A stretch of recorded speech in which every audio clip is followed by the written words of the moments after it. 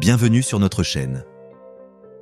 Aujourd'hui, nous vous emmenons dans un voyage extraordinaire, celui d'un homme qui a marqué l'histoire du XXe siècle et qui continue d'inspirer des millions de personnes dans le monde entier. Martin Luther King Jr. n'était pas simplement un leader, mais un symbole de l'espoir, de la justice et de l'égalité. De sa naissance dans un petit quartier d'Atlanta jusqu'à son discours légendaire « I have a dream », découvrez avec nous l'incroyable parcours de celui qui a changé le destin de l'Amérique. Martin Luther King Jr. est né le 15 janvier 1929 à Atlanta, en Géorgie, dans une famille chrétienne profondément ancrée dans les valeurs d'engagement social. Son père, Martin Luther King Sr., était pasteur de l'église baptiste d'Atlanta et un défenseur de la justice sociale. Sa mère, Alberta Williams King, était également impliquée dans l'éducation et les activités de l'église. Le jeune Martin Luther King grandit dans une atmosphère d'amour familial et de respect des valeurs chrétiennes, mais aussi de lutte contre les injustices raciales qui touchaient les Afro-Américains dans le sud des États-Unis. Dès son enfance, Martin Luther King est confronté à la réalité de la ségrégation raciale, qui était en vigueur dans le sud du pays. Les Afro-Américains étaient traités comme des citoyens de seconde zone, forcés de vivre séparément des Blancs dans de nombreux aspects de la vie quotidienne. Cela marquera profondément sa vision de la justice et de l'égalité. Il entre à l'université de Morehouse à l'âge de 15 ans, une institution historique pour les Afro-Américains. Durant ses études, il rencontre des intellectuels et des figures religieuses influentes qui nourrissent ses réflexions sur la non-violence, les droits civiques et la place des Afro-Américains dans la société. C'est aussi à Morehouse qu'il rencontre pour la première fois l'œuvre de Mahatma Gandhi, qui l'inspire profondément. Gandhi lui enseigne que la résistance à l'injustice peut se faire de manière pacifique, sans violence. Après avoir obtenu son diplôme de Morehouse en 1948, King poursuit ses études à l'université de Crowther en Pennsylvanie, où il obtient un diplôme en théologie.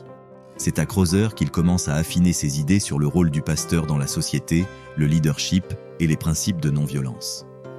À cette époque, il rencontre Coretta Scott, qui deviendra sa femme en 1953. Coretta, elle aussi activiste et musicienne, sera son soutien le plus précieux tout au long de sa carrière. En 1955, après avoir obtenu un doctorat en théologie de l'Université de Boston, Martin Luther King accepte un poste de pasteur à l'église baptiste Dexter Avenue à Montgomery, en Alabama. À cette époque, Montgomery est une ville profondément marquée par la ségrégation raciale. C'est en 1955, à Montgomery, que l'un des événements les plus emblématiques du mouvement des droits civiques va se produire. Le 1er décembre 1955, Rosa Parks, une Afro-Américaine, refuse de céder sa place à un passager blanc dans un bus. Cet acte de défiance déclenche son arrestation, et c'est à ce moment que le mouvement de résistance à la ségrégation dans les transports publics prend son essor. Un boycott des bus est organisé et Martin Luther King Jr. est choisi pour en être le porte-parole. Bien que King soit un homme jeune à l'époque, il n'a que 26 ans, il émerge rapidement comme l'un des leaders les plus visibles et influents du boycott. Le boycott dure plus d'1 an, pendant lequel les Afro-Américains de Montgomery refusent d'utiliser les bus publics. Cette mobilisation pacifique entraîne une pression énorme sur les autorités locales et, en 1956, la Cour suprême des États-Unis déclare la ségrégation dans les bus illégales. Cet événement marque un tournant dans la carrière de Martin Luther King Jr. Il devient une figure nationale du mouvement des droits civiques, mais aussi une cible pour les opposants à l'intégration raciale.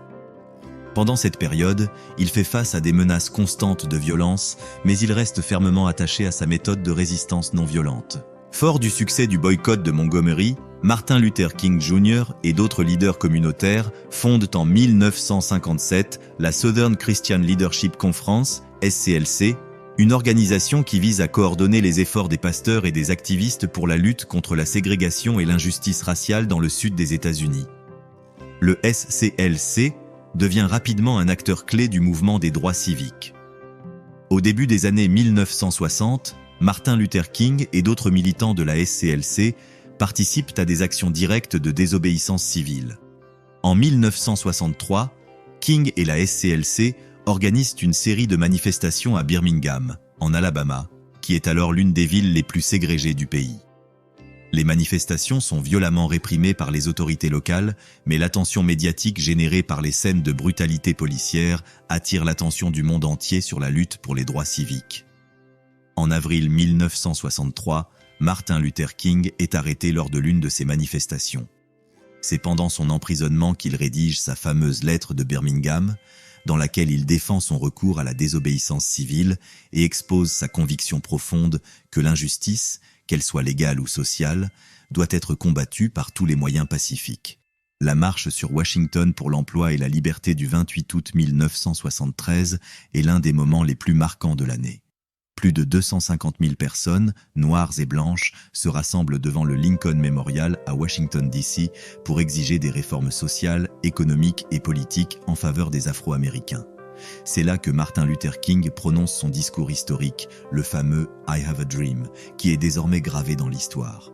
Dans ce discours, il exprime son rêve d'un monde où les enfants noirs et blancs pourront jouer ensemble en paix, où la justice prévaudra et où la liberté sera accessible à tous, quelle que soit leur origine ethnique.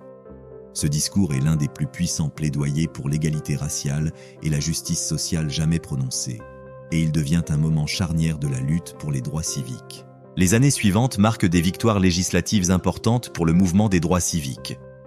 En 1964, le président Lyndon B. Johnson signe la loi sur les droits civils, qui interdit la ségrégation dans les lieux publics et assure l'égalité des droits en matière d'emploi, d'éducation et d'accès aux services publics.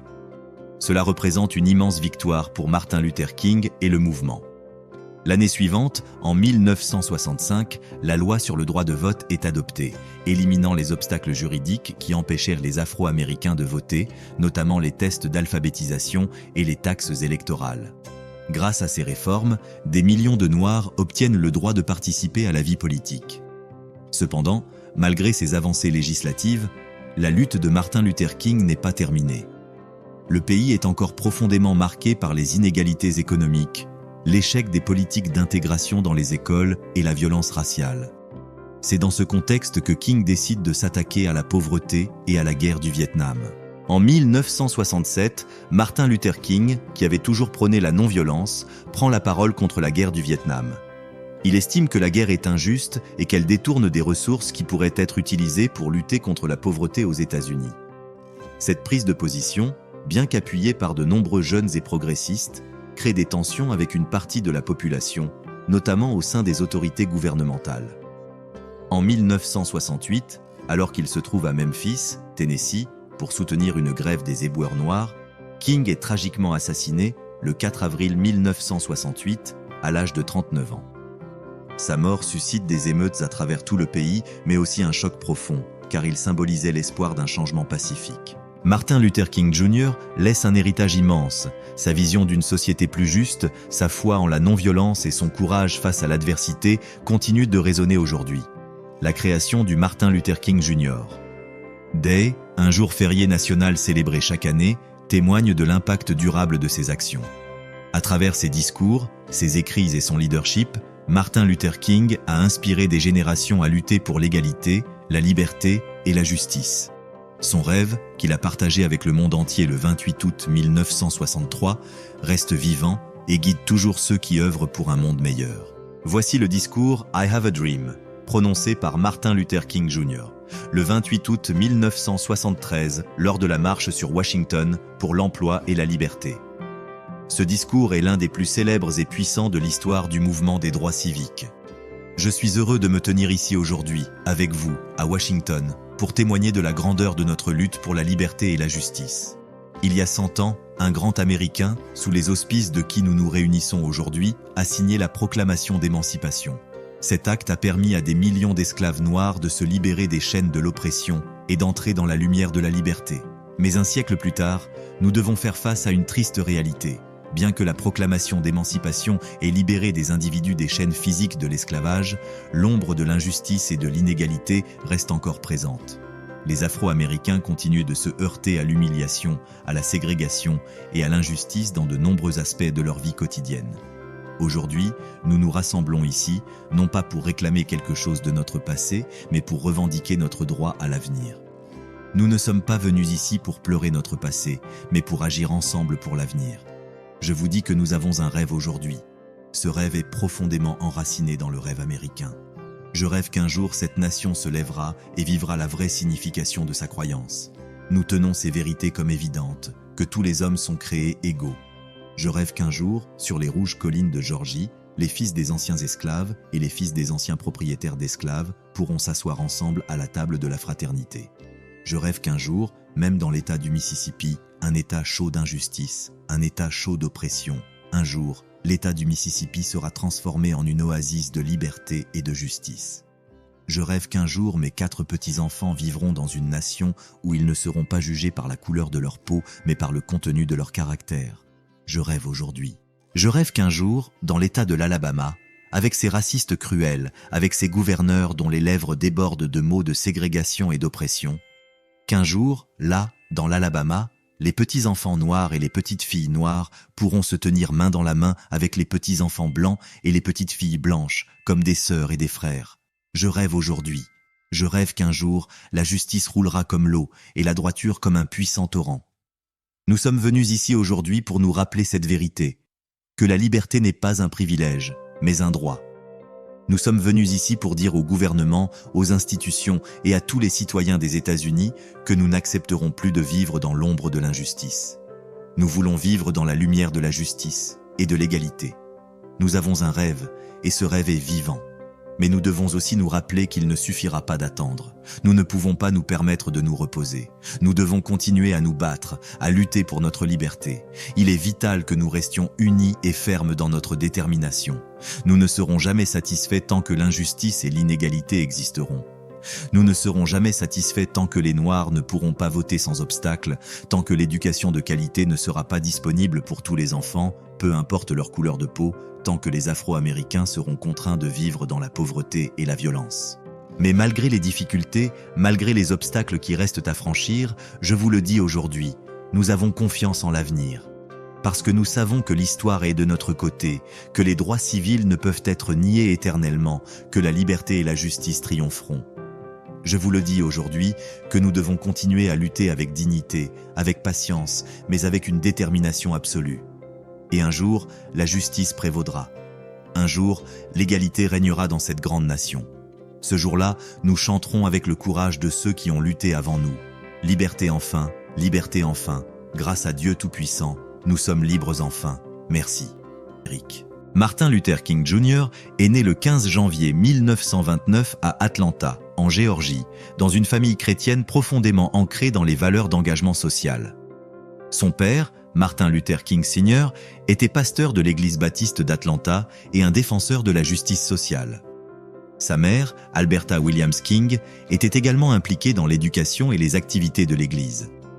Le jeune Martin Luther King grandit dans une atmosphère d'amour familial et de respect des valeurs chrétiennes, mais aussi de lutte contre les injustices raciales qui touchaient les Afro-Américains dans le sud des États-Unis. Dès son enfance, Martin Luther King est confronté à la réalité de la ségrégation raciale qui était en vigueur dans le sud du pays. Les Afro-Américains étaient traités comme des citoyens de seconde zone, forcés de vivre séparément des Blancs dans de nombreux aspects de la vie quotidienne. Cela marquera profondément sa vision de la justice et de l'égalité. Il entre à l'université de Morehouse à l'âge de 15 ans, une institution historique pour les Afro-Américains. Durant ses études, il rencontre des intellectuels et des figures religieuses influentes qui nourrissent ses réflexions sur la non-violence, les droits civiques et la place des Afro-Américains dans la société. C'est aussi à Morehouse qu'il rencontre pour la première fois l'œuvre de Mahatma Gandhi, qui l'inspire profondément. Gandhi lui enseigne que la résistance à l'injustice peut se faire de manière pacifique, sans violence. Après avoir obtenu son diplôme de Morehouse en 1948, King poursuit ses études à l'université de Crowther en Pennsylvanie, où il obtient un diplôme en théologie. C'est à Crowther qu'il commence à affiner ses idées sur le rôle du pasteur dans la société, le leadership et les principes de non-violence. À cette époque, il rencontre Coretta Scott, qui deviendra sa femme en 1953. Coretta, elle aussi activiste et musicienne, sera son soutien le plus précieux tout au long de sa carrière. En 1955, après avoir obtenu un doctorat en théologie de l'Université de Boston, Martin Luther King accepte un poste de pasteur à l'église baptiste Dexter Avenue à Montgomery, en Alabama. À cette époque, Montgomery est une ville profondément marquée par la ségrégation raciale. C'est en 1955, à Montgomery, que l'un des événements les plus emblématiques du mouvement des droits civiques va se produire. Le 1er décembre 1955, Rosa Parks, une Afro-Américaine, refuse de céder sa place à un passager blanc dans un bus. Cet acte de défiance déclenche son arrestation, et c'est à ce moment que le mouvement de résistance à la ségrégation dans les transports publics prend son essor. Un boycott des bus est organisé et Martin Luther King Jr. est choisi pour en être le porte-parole. Bien que King soit un homme jeune à l'époque, il n'a que 26 ans, il émerge rapidement comme l'un des leaders les plus visibles et influents du boycott.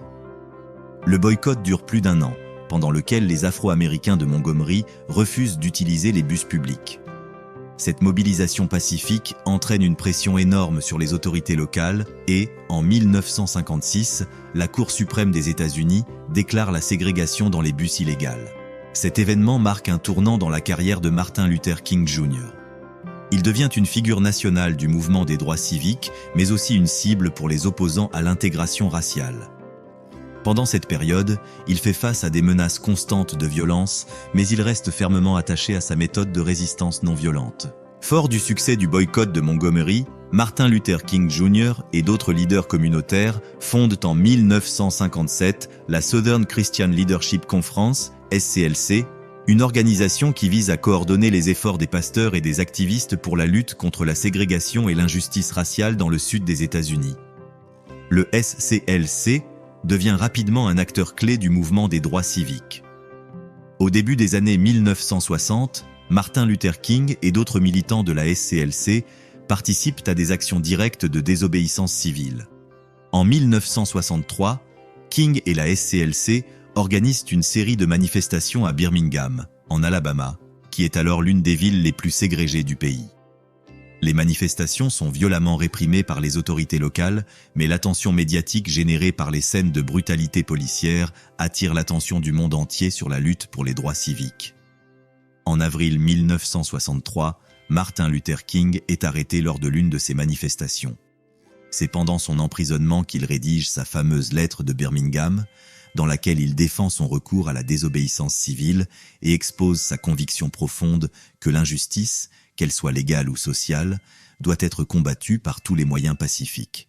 La marche sur Washington pour l'emploi et la liberté du 28 août 1973 est l'un des moments les plus marquants de l'année. Plus de 250 000 personnes, noires et blanches, se rassemblent devant le Lincoln Memorial à Washington, D.C. pour exiger des réformes sociales, économiques et politiques en faveur des Afro-Américains. C'est là que Martin Luther King prononce son discours historique, le fameux « I have a dream », qui est désormais gravé dans l'histoire. Dans ce discours, il exprime son rêve d'un monde où les enfants noirs et blancs pourront jouer ensemble en paix, où la justice prévaudra et où la liberté sera accessible à tous, quelle que soit leur origine ethnique. Ce discours est l'un des plus puissants plaidoyers pour l'égalité raciale et la justice sociale jamais prononcés, et il devient un moment charnière de la lutte pour les droits civiques. Les années suivantes marquent des victoires législatives importantes pour le mouvement des droits civiques. En 1964, le président Lyndon B. Johnson signe la loi sur les droits civils, qui interdit la ségrégation dans les lieux publics et assure l'égalité des droits en matière d'emploi, d'éducation et d'accès aux services publics. Cela représente une immense victoire pour Martin Luther King et le mouvement. L'année suivante, en 1965, la loi sur le droit de vote est adoptée, éliminant les obstacles juridiques qui empêchèrent les Afro-Américains de voter, notamment les tests d'alphabétisation et les taxes électorales. Grâce à ces réformes, des millions de Noirs obtiennent le droit de participer à la vie politique. Cependant, malgré ces avancées législatives, la lutte de Martin Luther King n'est pas terminée. Le pays est encore profondément marqué par les inégalités économiques, l'échec des politiques d'intégration dans les écoles et la violence raciale.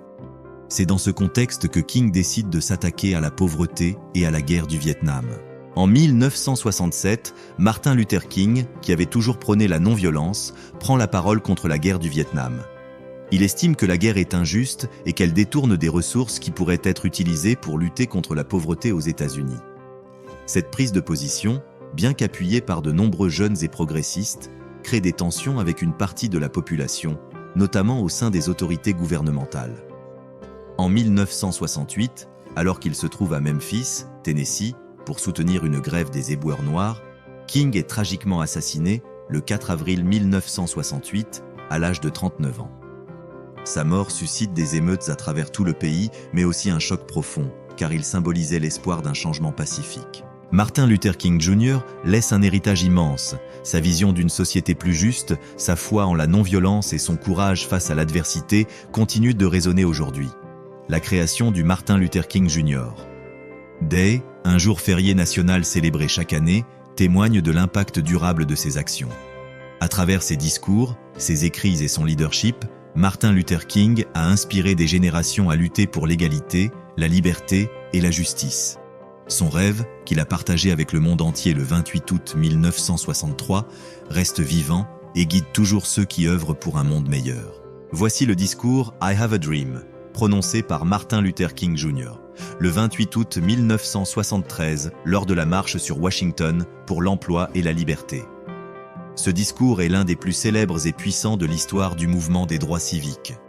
Je suis heureux de me tenir ici aujourd'hui, avec vous, à Washington, pour témoigner de la grandeur de notre lutte pour la liberté et la justice. Il y a 100 ans, un grand Américain, sous les auspices de qui nous nous réunissons aujourd'hui, a signé la proclamation d'émancipation. Cet acte a permis à des millions d'esclaves noirs de se libérer des chaînes de l'oppression et d'entrer dans la lumière de la liberté. Mais un siècle plus tard, nous devons faire face à une triste réalité.